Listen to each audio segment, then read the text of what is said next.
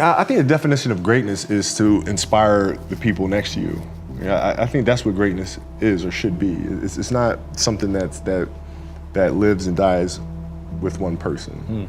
It's how can you inspire a person to then in turn inspire another person that then inspires another person.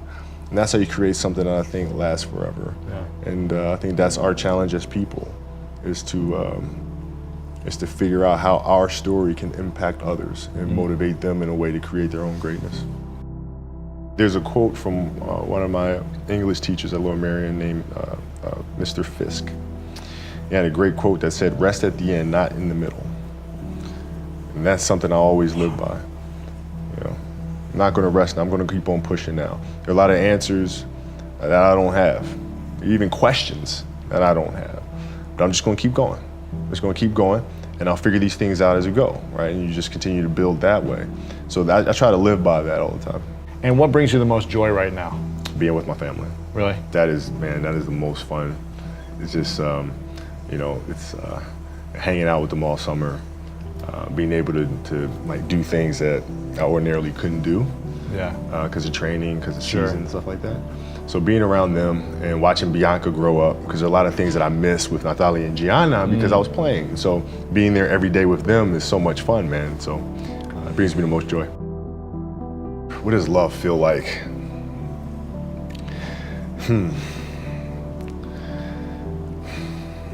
Happiness is such a, I think I would describe love as happiness. I think I describe it as a beautiful journey.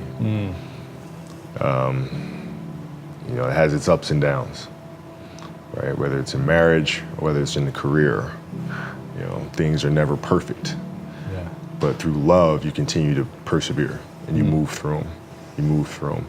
And then through that storm, beautiful sun emerges. Yeah. Right? And inevitably another storm comes. And guess what? You ride that one out too. Yeah. So I think love is a certain determination and persistence to go through the good times and the bad times with the someone or something that you truly love.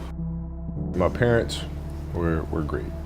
Growing up, they instilled in me the importance of imagination, of curiosity, and understanding that, okay, if you want to accomplish something, I'm not just going to sit here and say, yes, you can do whatever you want.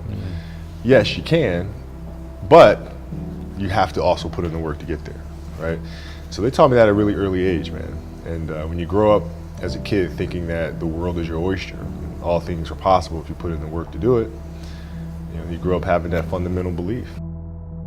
My mom was there on a daily basis.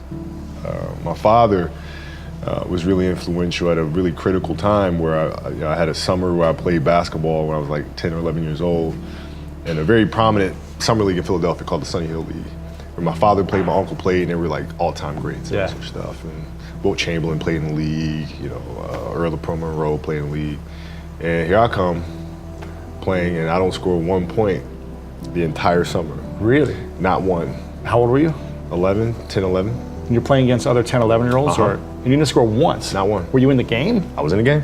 How'd you not score? Because I was terrible. Really? Yeah. That At 10, 11 years old, you were that awful. terrible. I mean, and I had these big knee pads on because I was growing really fast. I had socks all the way up here, and I had like the high top fades, like skinny as hell.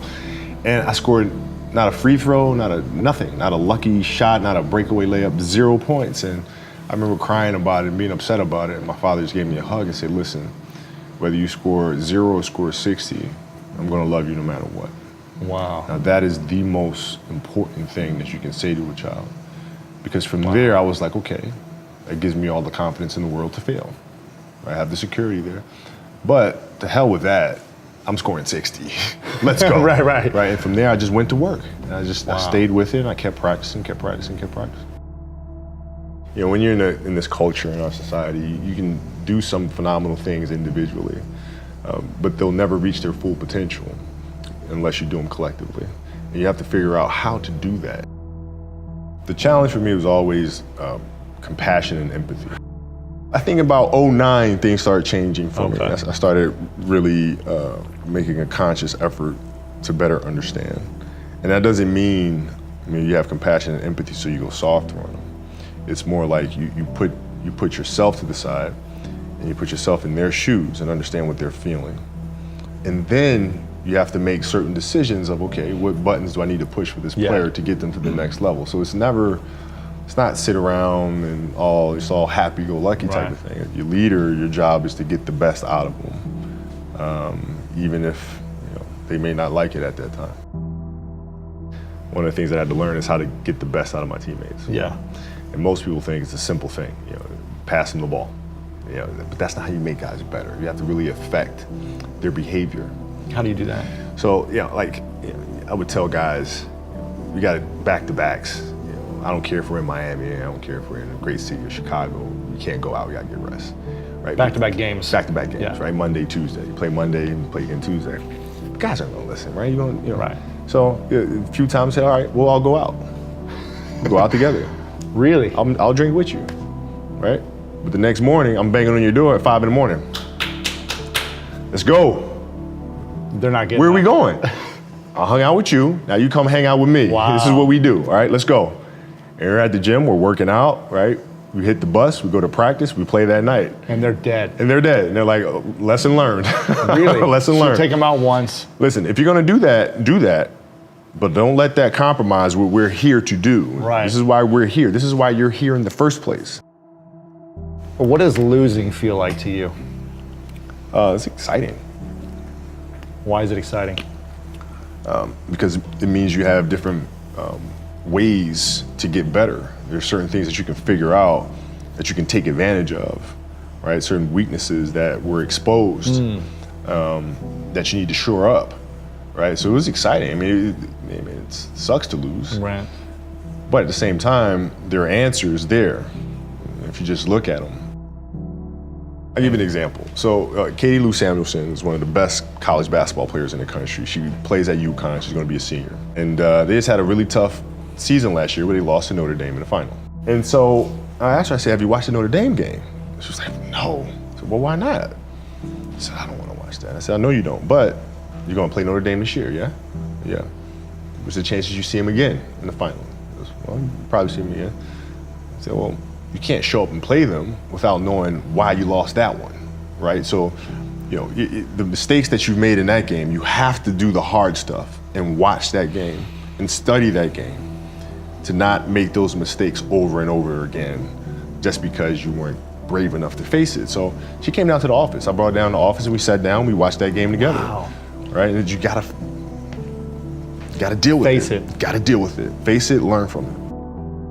When you play for 20 years, I played for 20 years, you reach a certain level, you're like, okay, wait a minute, I have to start again at the base of a mountain and try to climb the top of this mountain. First of all, what mountain am I climbing? I don't even know, what the hell am I gonna be doing? And it's very scary. It's very scary. Even for you? Oh, absolutely. Wow. Absolutely. And the thing that helped me actually was hurting my Achilles, because that forced me to sit there and say, okay, the day could be today that your career is over. Now what do? You have these ideas about doing something with your life after basketball, but what if today is the day that's it? Now what do you do? So I had all this time sitting there with my Achilles injury and contemplating and thinking, and I said, I better get to work. Wow. And that was that. The mentality book is really about process and craft. I've broken the book up into 2 sections. And process is really about the process of preparing, through injury, recovery, studying of the game. And then the craft is the actual performance and the tactics. And so a lot of things that I learned through the game were through photos. You can look at a photo and see like a player making a move, and look at the angle of his feet, look how he's using his hands on defense, and I can really break down things to the smallest detail through that. And that's what you'll see in this book. I mean, it's really a basketball Bible. You'll see how I break things down, like how I'm looking at things to the smallest of detail. Yeah. And that's the best way to understand how to have that kind of mentality, is to ask questions, then find answers. And then that lead to more questions, and you find more answers, and that's what the book is. So how can we teach our children what it means to work hard? Well, you do it through training, right? So when I get up in the morning, my daughter goes with me.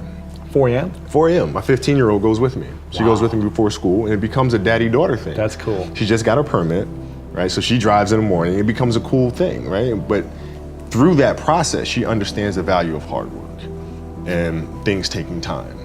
And the same thing with my 12-year-old, right? right? She practices every day, right? And so it's through those behaviors is where I find the motivation to do it.